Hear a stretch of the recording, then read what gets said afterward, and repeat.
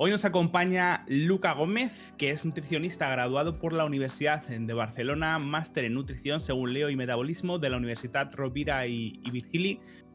Ha trabajado además con clubes como Dragons, Vodafone Giants o Excel. ¿Cómo estás, Luca?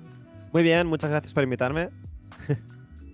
Bueno, hemos estado explorando en general áreas como salud mental o incluso higiene del sueño en programas anteriores de Feel Good, Play Better. Esta vez lo vamos a hacer, evidentemente, sobre el tema de la nutrición, una cosa que afecta a nuestras vidas de manera radical, que es demasiado importante y que quizá la gente no valora en la medida que se merece. ¿Qué opinas de todo esto? ¿Y te da la sensación en general de que tenemos buena formación en cuanto a nutrición?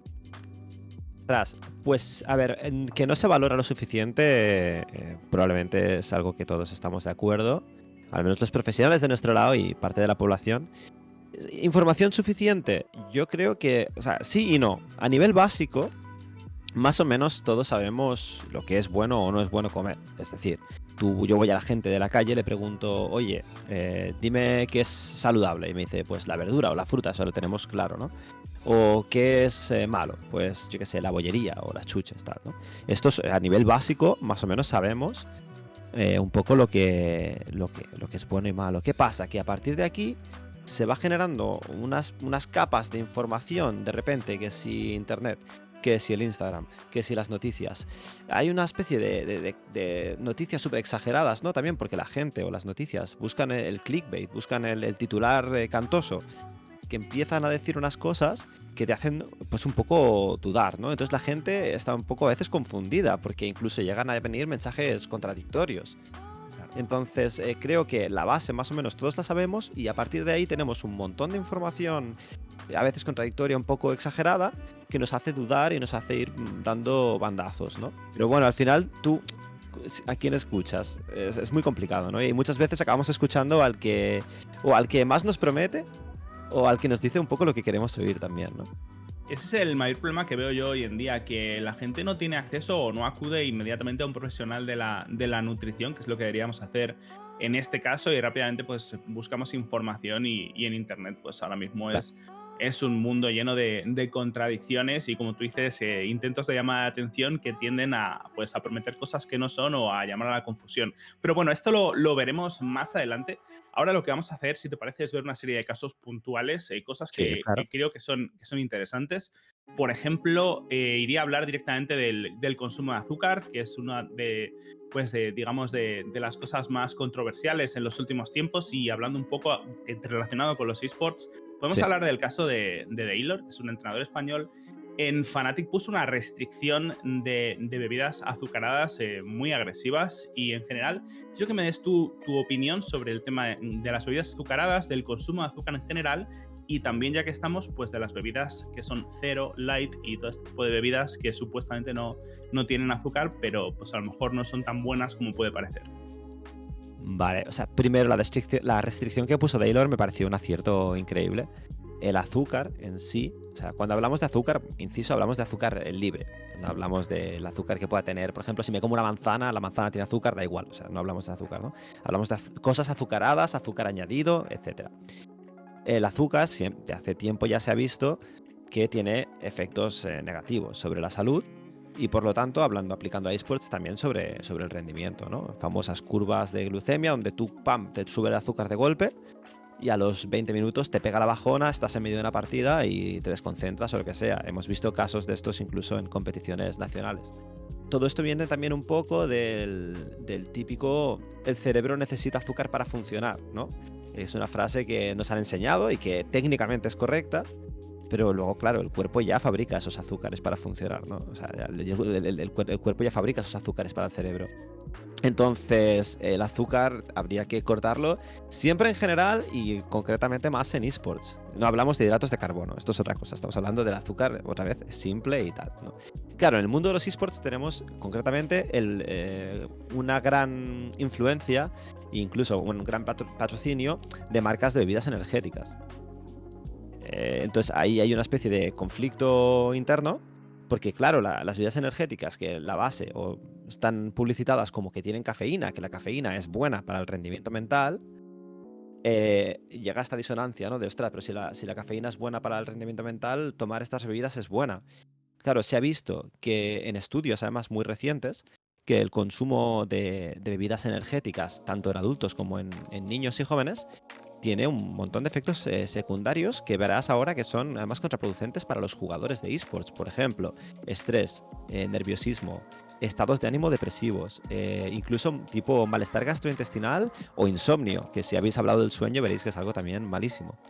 Y Sí, no la verdad es solo, que sí. sí, y no solo es por las altas cantidades de azúcar que tienen, sino porque las cantidades de cafeína son muy altas. Entonces, sí que es verdad que la cafeína en sí puede ayudar al rendimiento cognitivo, pero entonces tenemos que pautarla adecuadamente, tenemos que buscar también una fuente que sea mejor, vamos a llamarlo así, ¿no? Que sea más saludable. Por ejemplo, el té verde, que además tiene polifenoles ya extra para el rendimiento mental, ¿no?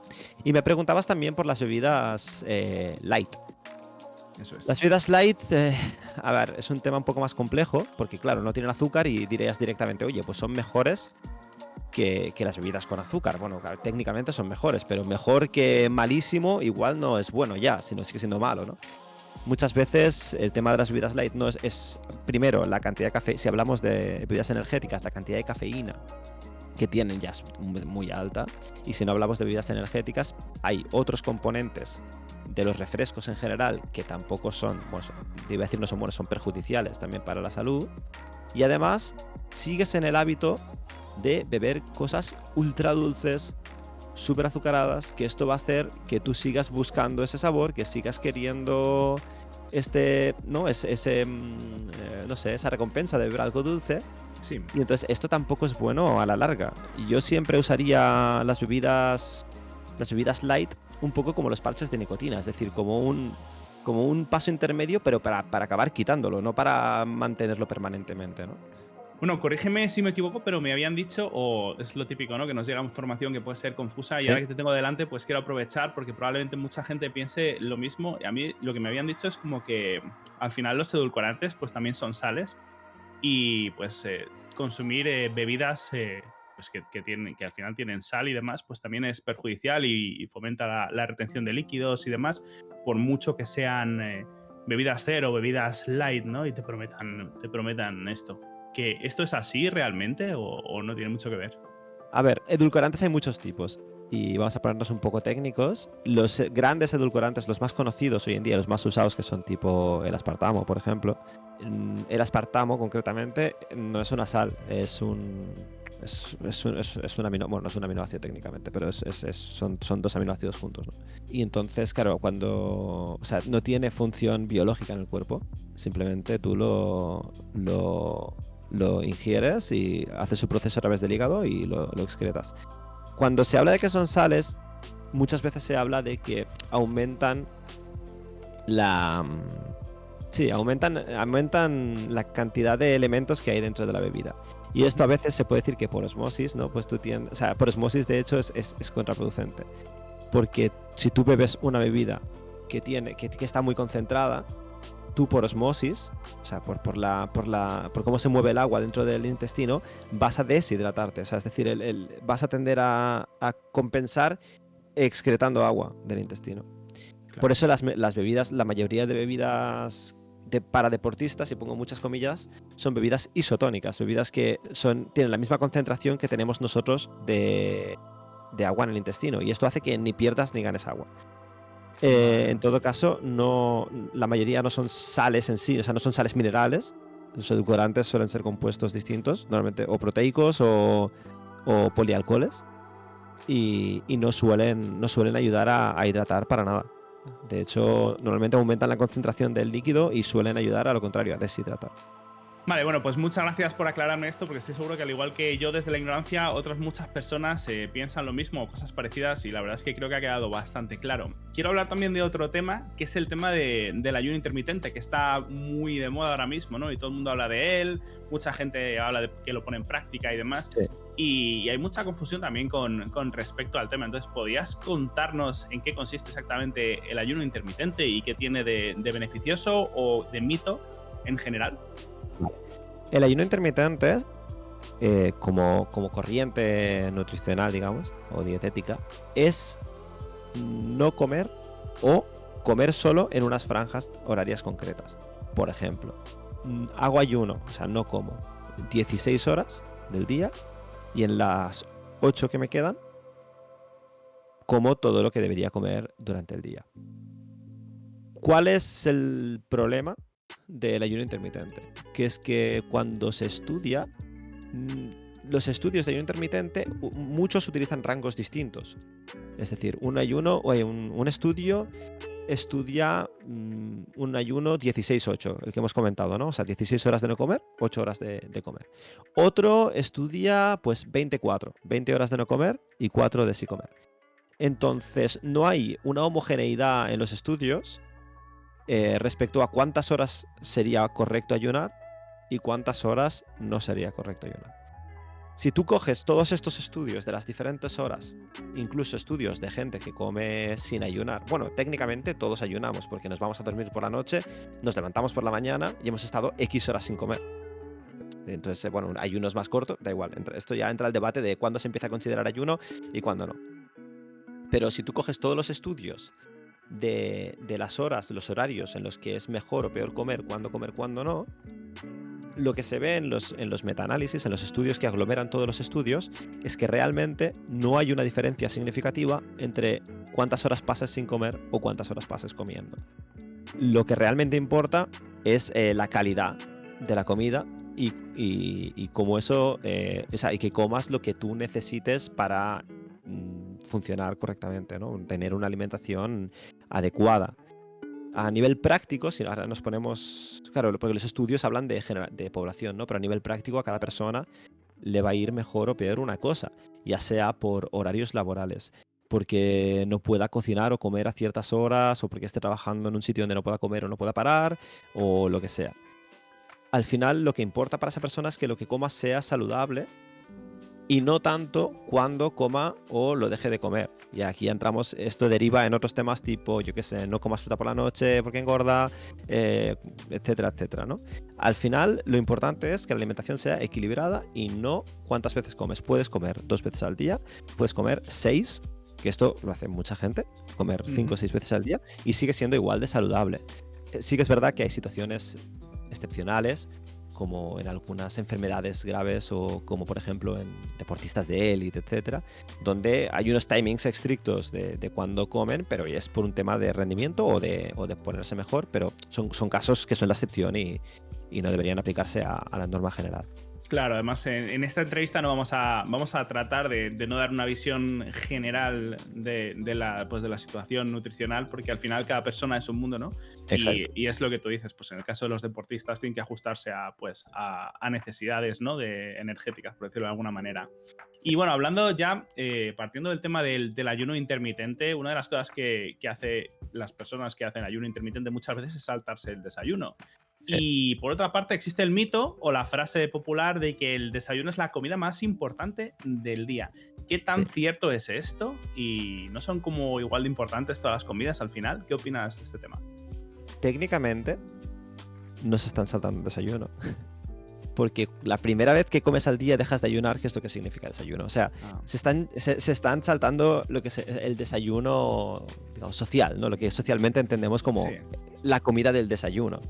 Pero están dejando de ayunar en algún momento y ya sea que desayunen a las 8 de la mañana o a las 12 o a las 3. Pero están haciendo... O sea, si nos ponemos técnicos, el desayuno es la primera comida del día, da igual cuando lo hagas, ¿no? Hoy en día, pues el tema de saltarse el desayuno, obviamente, como hemos dicho antes ya en la respuesta anterior, es una tontería, da igual hacer desayuno o no, da igual cuando comas las cosas mientras sea equilibrado, y te diré incluso que el desayuno, o sea, que casi mejor saltarte el desayuno convencional, ¿no? Porque en España tenemos una tradición extraña de desayunar postres, básicamente.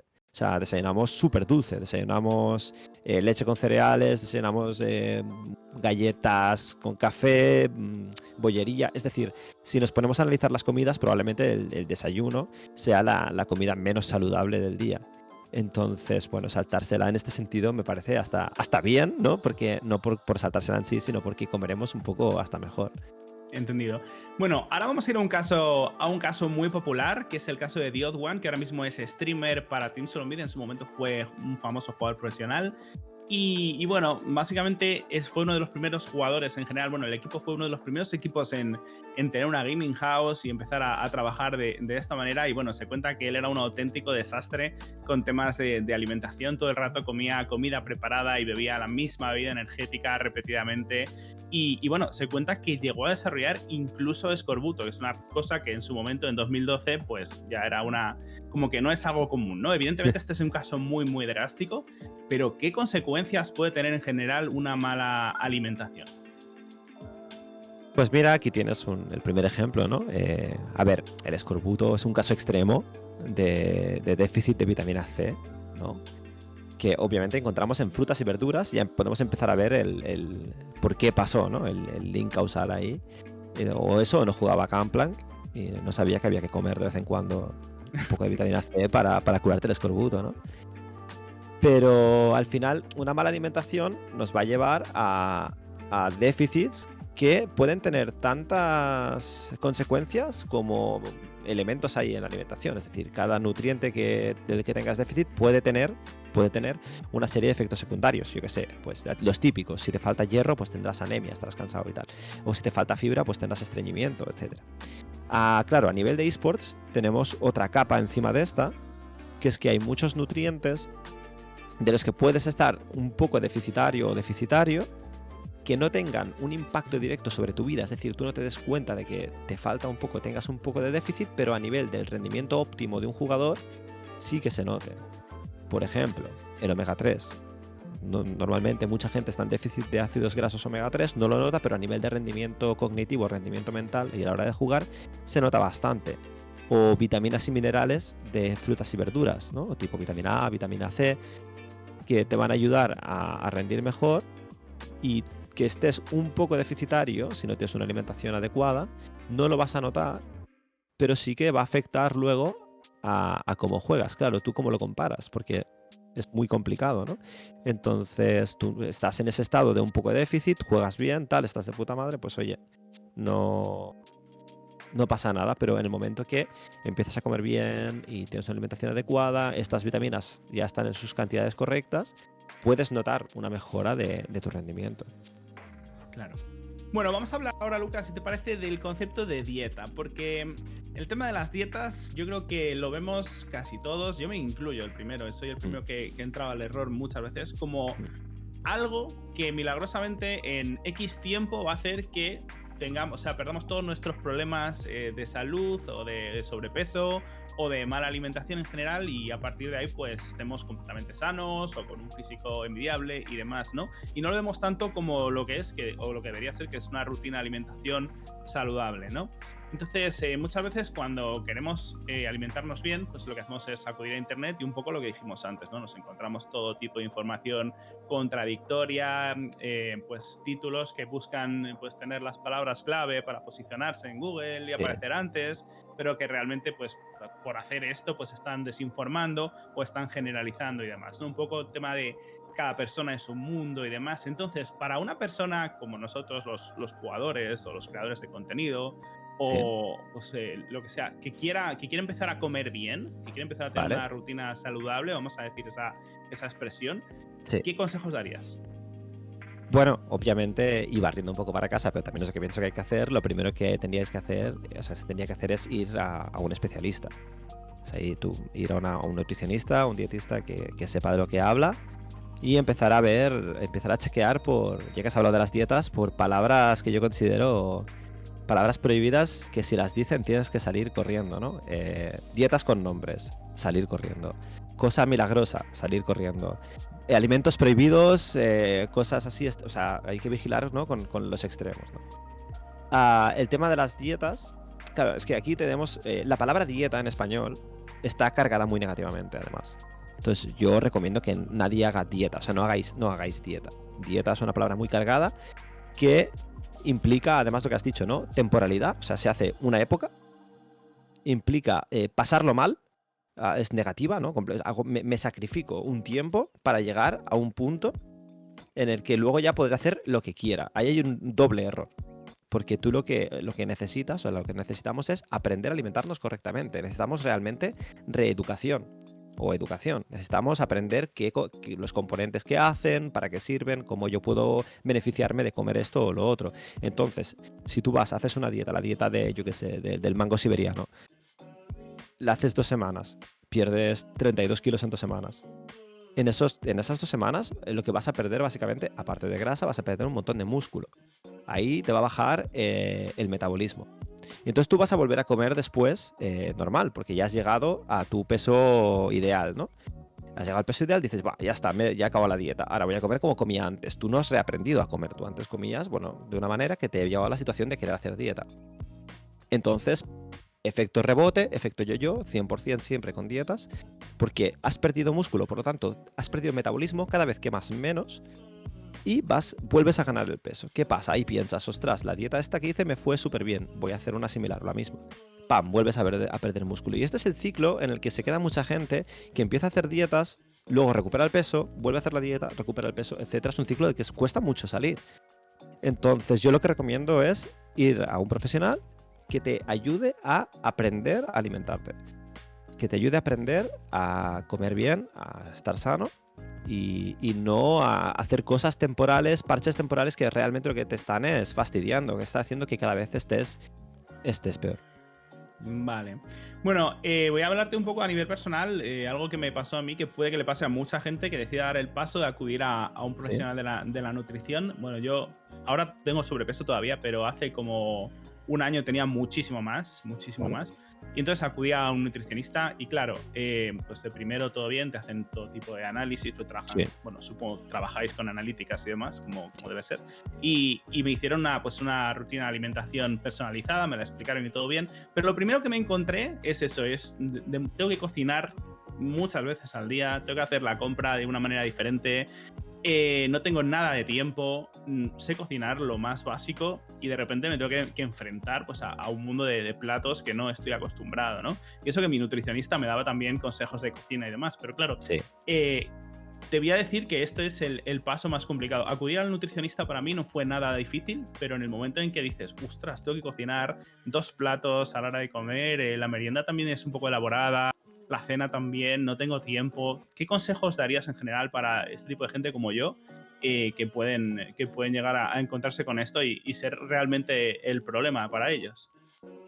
Es en el mundo además en el que vivimos ajetreado, sin tiempo y tal, es como el problema principal, lo has dicho tú, es una cosa que afecta a casi todo el mundo, gente que va a nutricionistas y gente que no. O sea, esto nos pasa a todos, vamos apretadísimos y nos cuesta mucho encontrar el tiempo para cocinar.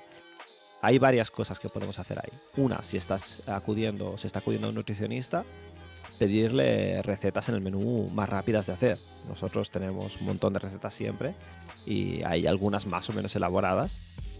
Y la otra es, dicho mal, investigar, buscar, empezar a ver recetas y decir, ostras, esta receta se me da bien hacerla rápido. Hay recetas muy rápidas. Puedes hacer comidas en 15-20 minutos, sin problema. Esto, si te apetece cocinar cada día, pues tú coges tus 15-20 minutos, ¿no? Hablando de, como hablábamos antes, de eSports, que es una mentalidad que nos encontramos mucho en gaming houses y en jugadores, de decir, guau, es que voy a pedir porque así he hecho una partida más y no tengo que cocinar y tal. Bueno, es que lo que estás perdiendo de rendimiento comiendo mal y no comiendo bien a la vez, o sea, no cocinando tú, pierdes más de lo que vas a ganar jugando una partida extra o el tiempo que te den a jugar, ¿no? En el tiempo que perderías cocinando. Claro. Otras técnicas muy útiles hoy en día, pues cocinar para más veces, esto es la típica. O sea, puedes cocinar una vez para 2-3 días, o si te apetece, yo qué sé, te pones un stream una tarde, un podcast o lo que sea, un domingo, y te cocinas para toda la semana. Ahí sí, ya. También hay que tener en cuenta que no todo el mundo tiene espacio suficiente en la nevera congelador para hacer esto. Esto si tienes la posibilidad de hacerlo, es súper guay. Cocinas para toda la semana, vas sacando los platos y ya está. Pero si no tienes espacio, porque entiendo que no todo el mundo tiene este espacio, de una vez puedes cocinar para 3 y puedes aprovechar, rascar un poco de tiempo, haces un plato rápido y vas poco a poco también cocinando.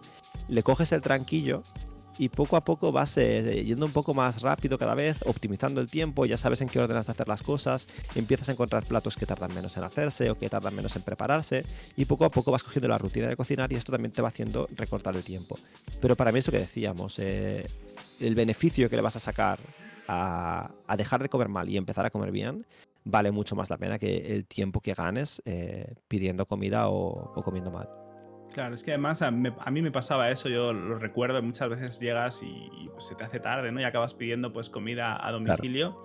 Y hubo un momento que sustituí esto un poco, hice una especie de término medio, pero que no sé qué opinarás tú. Lo A que ver. hice fue pedir comida a empresas de comida sana a domicilio. Estas que te traen Sí, rollo, pues no sé cómo explicarlo, en plan platos preparados sí, para una comida o para, pues si te dicen esto tiene tantas calorías y tal. Y se supone que es comida sana, pero luego cuando lo comenté con mi nutricionista me dijo que no sí. hiciera eso porque ella miró pues la página que yo usaba en concreto y eran pues platos que supuestamente eran saludables pero estaban hasta arriba de sales, con lo cual pues eso, Sí, lo que te comentaba antes un poco con las bebidas azucaradas, la claro. retención de líquidos se iba para arriba. Entonces, ¿qué opinas tú en general de este tipo de, pues de recursos?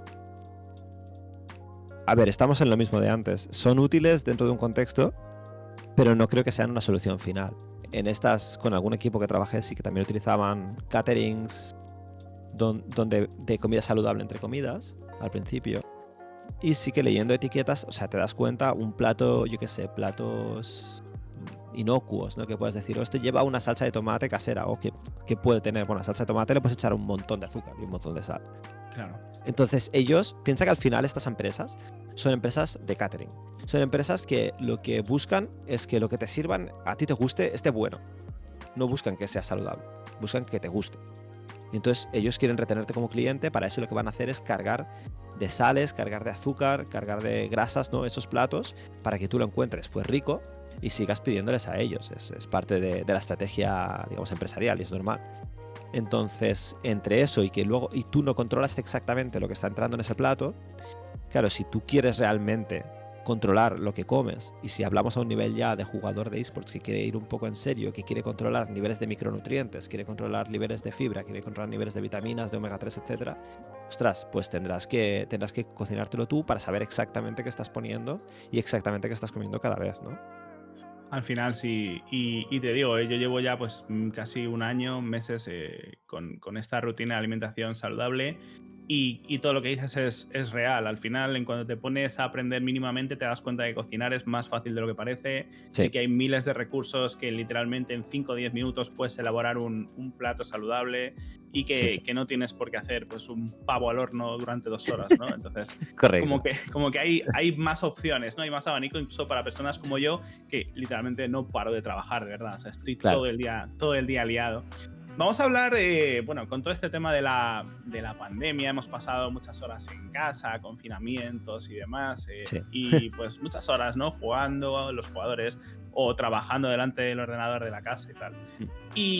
Y bueno, pues ya sea por estrés o pues por aburrimiento o por ansiedad y tal, nos entran ganas de picar, ¿no? De entre horas, cuando nos levantamos, pues yo qué sé, a dar un paseo por la casa o lo que sea, te entran ganas, ¿no? De ir a la nevera y de coger algo, de hacerte un sándwich Sí. o cualquier cosa. Entonces, eh, ¿esto lo debemos evitar o debemos comer ciertas cosas cuando picamos entre horas? ¿O qué opinas en general sobre este tema?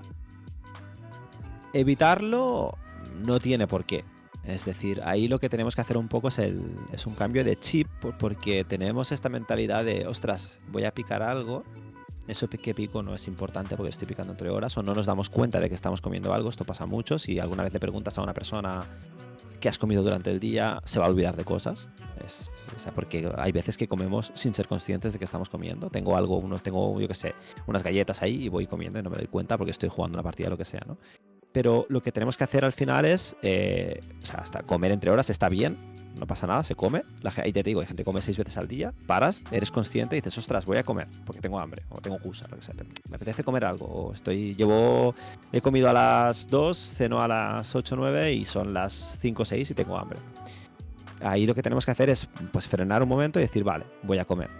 qué como. Y entonces, pues si te apetece estar 5 o 10 minutos cocinándote algo, puedes comer perfectamente lo mismo que comerías en una comida o una cena, ¿por qué no? O sea, es una comida más. Si dentro de tu alimentación, digamos, equilibrada, entra a comer ciertas cantidades al día, pues lo puedes comer ahí.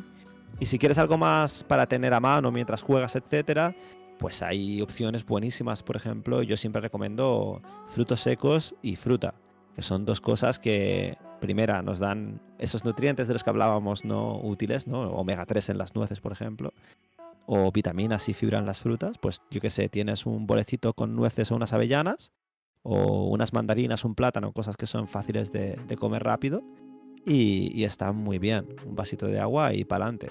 Lo importante es ser conscientes de que estamos comiendo, porque cuando se desmadra el tema es cuando comemos sin darnos cuenta o sin ser conscientes de que estamos comiendo. Entonces, estrategias buenas para esto son, pues, por ejemplo, escribir todo lo que comes al día y entonces te vas dando cuenta de lo que vas comiendo sin darte cuenta, ¿no? Después lees y dices, ostras, me he comido 7 galletas y es como si no me hubiera comido nada, ¿no? Entonces, bueno, una opción muy buena es eso. Paras, dices, voy a comer entre horas. Perfecto, venga, me pillo unos frutos secos, un plátano y ya está. Y se come y no pasa nada, no hay ningún tipo de problema. Vale, entendido. Bueno, vamos a hablar de otro tema. Normalmente, o sea, lo ideal, tal y como mencionas, es tener una dieta perfectamente equilibrada o una rutina de alimentación perfectamente equilibrada, pero muchas veces esto no ocurre por diferentes motivos, ya sea por nuestras rutinas personales de vida o laborales o lo que sea.